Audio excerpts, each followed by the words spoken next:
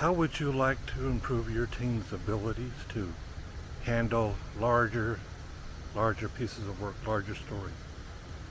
Hi, my name is Tim McDermott. I live in the beautiful, beautiful city of Tampa Bay, where there's plenty of outdoor activities. Right now it's late February and we're already back to the summer weather, back to the lower to mid 80s. I'm here at a beautiful park and there's a waterfall behind me.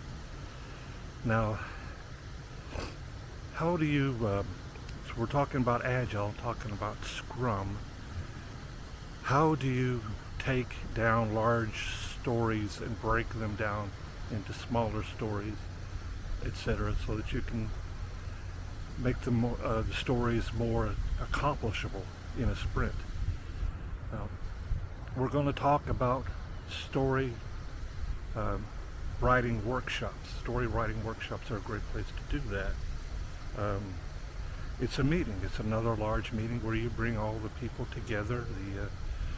The typical people you would bring together are the product owner and your Scrum Master, yourself, the development team, and any stakeholders that are involved with this particular product or piece of the product you're trying to develop. Bring them all together in a ceremony, a meeting. The goal of the meeting is to create stories for what this piece of work is supposed to do.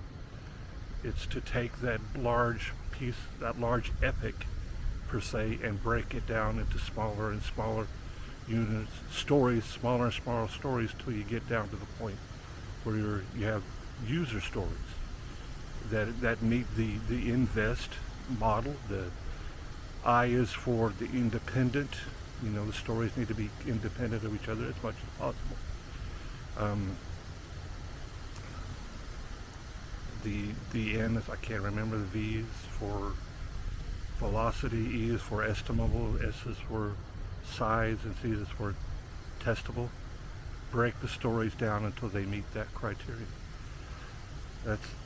That's the basic approach. The approach is decomposition, and decomposition, you're not decomposition by technical issues or standards. You're decomposing it into smaller business units of business value. The stories you need to be delivering a value back to the business at the end of every sprint.